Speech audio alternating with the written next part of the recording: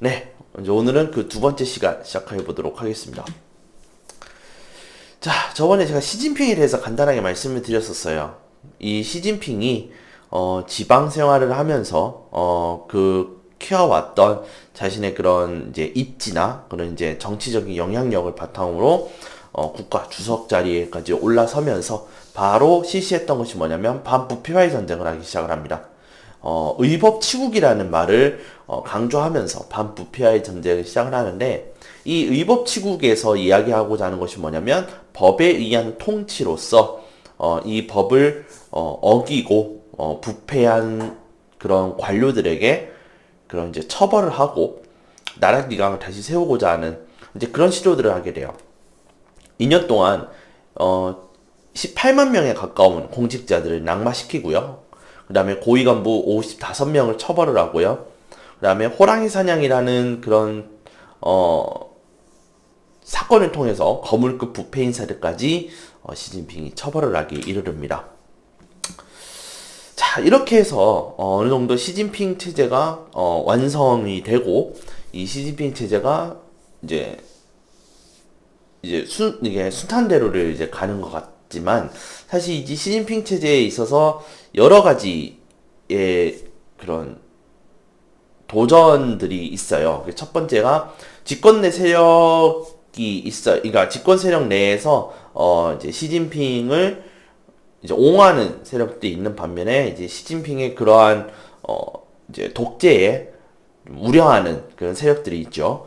하지만 그 부분은 현재 시진핑 체제를 무너뜨릴 수 있을 만한 세력은 되지 못하는 것 같아요.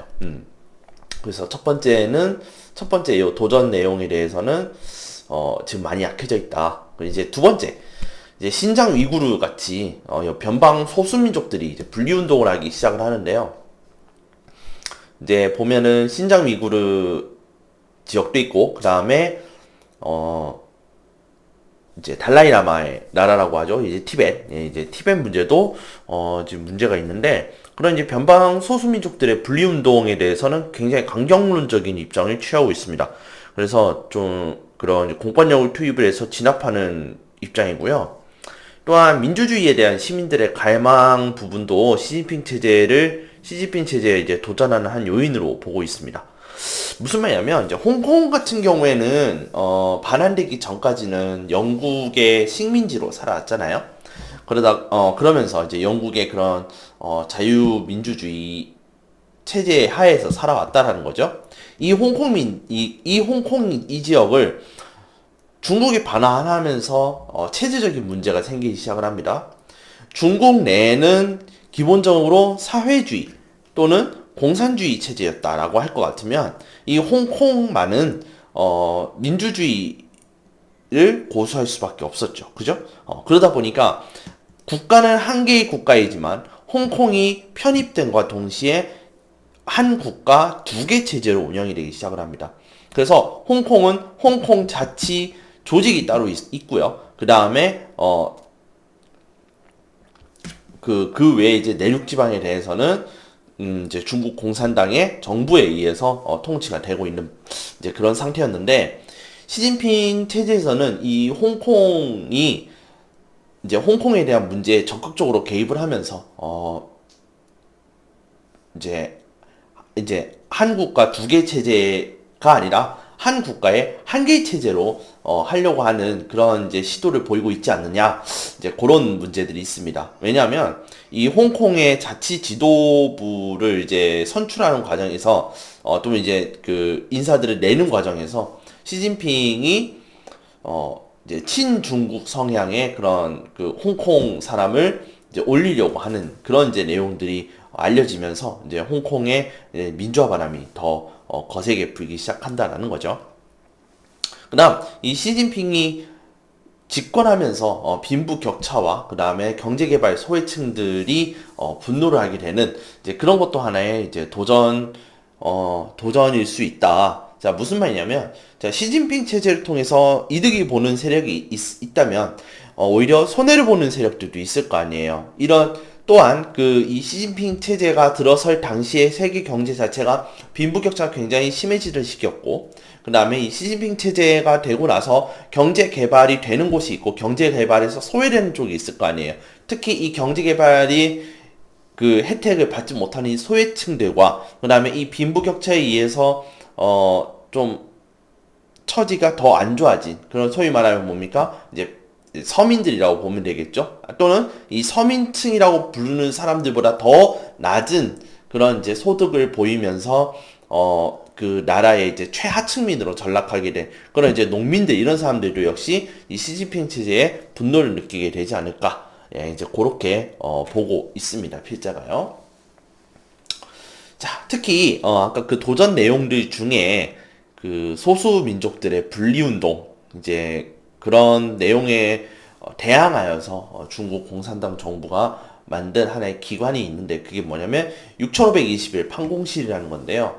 이 6521이라는 말에 의미가 있습니다. 그게 뭐냐면 2009년에 일어난 분리운동에 대해서 이제 대처하고자 사실 만들어진 기관인데 건국 60년대 때는 위구르에서 폭동이 일어났고 건국 50년대에는 티베트 소수민족이 봉기를 하고 건국 20년째 될 때에는 천안문 사태가 일어나고 그 다음에 건국 10년째 될 때에는 파룬궁이라는 집단이 한번 이제 또 이제 폭동 같은 거를 일으키게 돼요. 그래서 앞에 있는 숫자를 따서 6521 해서 6521 판공실이라 그래요. 이것을 통해서 알 수 있는 것이 뭐냐면 중국이란 나라는 분열을 크게 경계한다라는 것을 알 수가 있고요. 그래서 6521 판공실의 본래 이름은 중국 공산당 중앙안전유지 공작 소조예요.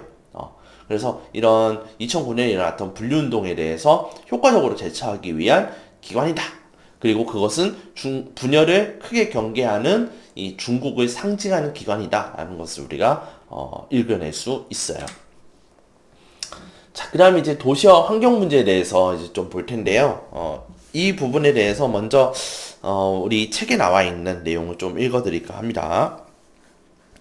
자, 2014년 7월 현재 중국의 인구는 14억 5,569만 명으로 추산되고 있습니다. 대규모 인구조사가 처음 실시된 56년 중국의 인구는 5억 8,200만 명이었는데요. 다행스러운 점이라면 인구 증가율은 0.44%로 급속히 둔화되고 있는 점입니다. 유엔은 2050년이 되면 중국의 인구가 12억에서 16억 명 사이에 있을 것으로 보고 있습니다. 중국은 1979년부터 한 자녀 정책이라는 강도 높은 인구 조절 정책을 시행해 왔습니다. 그러나 고령화가 커다란 문제로 부각되며 2014년 한 자녀 정책을 다소 완화했는데요. 앞으로 중국의 고령화는 일본보다도 2배나 빠르게 진행될 것으로 예상됩니다. 고령화가 중간 정도의 빠르기로 이루어질 것으로 보는 시나리오조차 2020년 중국의 65세 이상 노인 인구가 1억 7천만 명으로 전체 인구의 12%를 차지할 것이며 2050년이 되면 무려 42%가 될 것으로 보고 있습니다. 고령화가 진행되면 연금 문제뿐만 아니라 보건, 의료, 경제활동 등 모든 분야에서 중국은 큰 변화를 겪을 것입니다. 이는 환경 문제와 함께 중국 사회가 풀어야 할 또 다른 숙제입니다. 자, 보시면요, 지금 인구가 5억 중후반대에서, 지금 13억 중반대로 올라섰죠. 그 다음에 그 인구가 이제 16억을 찍을 예정이라고 합니다. 근데 이게 왜 그러냐면 처음에 이 한자녀 정책이 시작됐을 때 이후에도 사실 좀 문제가 됐었어요. 한자녀 정책이라는 것 자체가 한 가정에서 한 명만 낳는 거예요. 예. 예, 물론 이제 윤리적인 문제도 일어났긴 하지만 이제 그거는 좀 나중에 얘기를 하고요. 이 한자녀 정책으로 인해서 발생된 중국 안의 문제가 무엇이냐면 실수로 낳은 두 번째 아이, 세 번째 아이에 대한 문제예요. 자, 가령 이렇게 생각해 볼게요. 어머니와 아버지 사이에서 여러분들이 태어났습니다. 첫째가. 근데 어떻게 하다가 둘째가 태어나게 됐어요. 근데 첫째를 호적이 올릴 때에는 아무 문제가 없어요. 아무런 뭐 페널티라든지 그런 게 없는데 둘째를 낳을 때부터는 페널티가 존재한다고 합니다. 무슨 뭐 세금을 더 낸다든지 그러한 불이익이 생긴다고 그래요. 그러면서 첫째 아이는 호적상에 올라와 있지만 둘째 아이를 호적에 올리지 않는 그런 풍습들이 생겨나기 시작을 해요. 그리고 이 풍습에 의해서 희생된 둘째, 셋째, 넷째, 그 이하 사람들을 우리는 헤하이즈라고 얘기합니다. 한자로 흑자라고 그러는데, 무슨 말이냐면, 이제 어머니 아버지 호적에 올리지 못하는 다른 아이들을 우리는 헤이하이즈라고 불러요. 근데 이 헤이하이즈들은요, 한자녀 정책이 실시되고 나서부터는 인구수에 포함이 되지 못했습니다. 예. 그 말은 무슨 말이냐면, 이 아이들의 숫자까지가 파악이 된다면, 사실 어마어마한 숫자일 거라는 것으로, 보고 있고요. 그리고 그것이 가령 13억 후반대였다라고 할 것 같으면 실제로는 14억 또는 15억 가까운 인구가 있었을 것이다라고 바라보고 있는 거예요. 예, 무슨 말인지 아시겠죠? 예, 그래서 이 헤하이즈에 대한 내용을 좀 이야기하고 싶었고요. 이제 넘어가서 이제 환경 문제에 대해서 도시화 환경 문제에 대해서 좀 보도록 할게요. 자, 도시화. 자, 2011년 때 와서 중국은 50% 이상이 도시화가 됩니다. 특히 베이징, 광저우, 선전, 충칭 이런 데는 메가시티가 되면서 1000만 명 이상의 인구가 이 도시에 살게 되는 거죠. 또한 이 도시화와 산업화로 인해서 중국의 환경 문제가 굉장히 심각해졌습니다. 대기오염은 뭐 말할 것도 없죠. 우리가 직간접적으로 영향을 받고 있습니다. 그 다음에 수질오염, 지하수의 절반, 그리고 강과 호수 70%가 오염이 된 실정이고요. 그 다음에 국토의 20%가량은 토양오염이 되었습니다. 그 다음, 티베트 공원의 빙하가 녹으면서, 기후변화에 이제 피해를 받고 있는데, 이러한 이 기후변화로 인해서, 이제 홍수가 오고 나서부터는 이제 대규모의 가뭄이 겪는 이제 그러한 일들이 벌어지고 있습니다. 이제 제가 마지막으로, 한 가지 한 몇 개 좀 읽어드리고, 마무리 지을 건데요. 우리 책에, 이제 시진핑 주석이 취임하고 나서에 대한 내용입니다. 시진핑이 취임한 뒤, 숨어서 힘을 기르는 단계는 졸업했다. 대표적인 사례가 일본과 과거사를 두고 대립한 것이나 베트남을 비롯한 동남아시아 국가들과의 영토 분쟁에 대한 강경한 입장. 이제 이런 것들이 이제 더 이상 중국이 눈치를 보지 않고 나가겠다.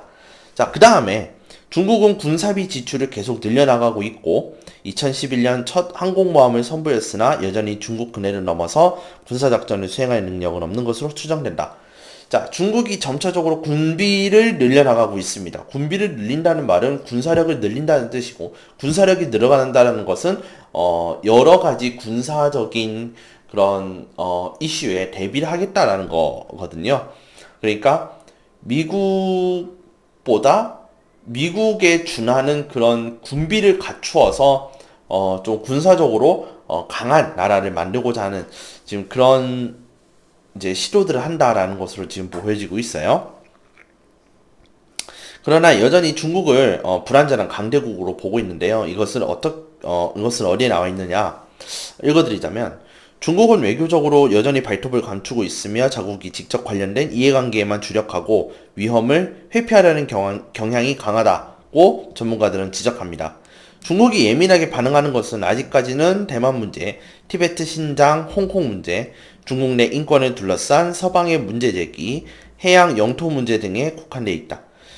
이라크 전쟁 때에도 시리아 공습 논의 때에도 중국은 원론적인 입장만 되풀이하면서 서방을 견제하는 데 주력했다. 자, 그러나 중국이 세계에서 어떤 위상을 가지려 하는지 그 자체가 아직은 불확실하다. 2012년 옌쉐통 칭화대 국제관계연구원장은 중국은 세계의 리더십을 담당할 준비가 돼 있지 않다. 세계가 중국에게 무엇이 되고 싶은지를 물어도 중국은 그 대답을 알지 못한다. 문제는 바로 이것이다 라고 말했다. 앞으로 10년 동안 중국은 어떤 물음에 대한 대답을 만들어 가려고 할 것이다. 그러니까 중국이란 나라는 분명히 큰 나라고요. 그 다음에 미국을 대항할 수 있는 그런 이제 아시아권 국가에서는 이제 몇 안 되는 그런 강력한 국가라는 것은 인정을 합니다. 하지만 이 현재 중국이 어떤 나라가 되려고 하는지 알 수 없다라고 하는 것은 그것은 우리가 좀 더 지켜봐야 될 것이고요. 그 다음에 우리가 다음 시간에 볼 이 미국이란 나라에 대해서 이야기할 때에도 이 중국이 어떤 식으로 미국을 위협하고 있는지 그 부분에 대해서 제가 또 다음 시간에 설명해 드리도록 하겠습니다. 오늘 여기까지 하도록 하겠습니다.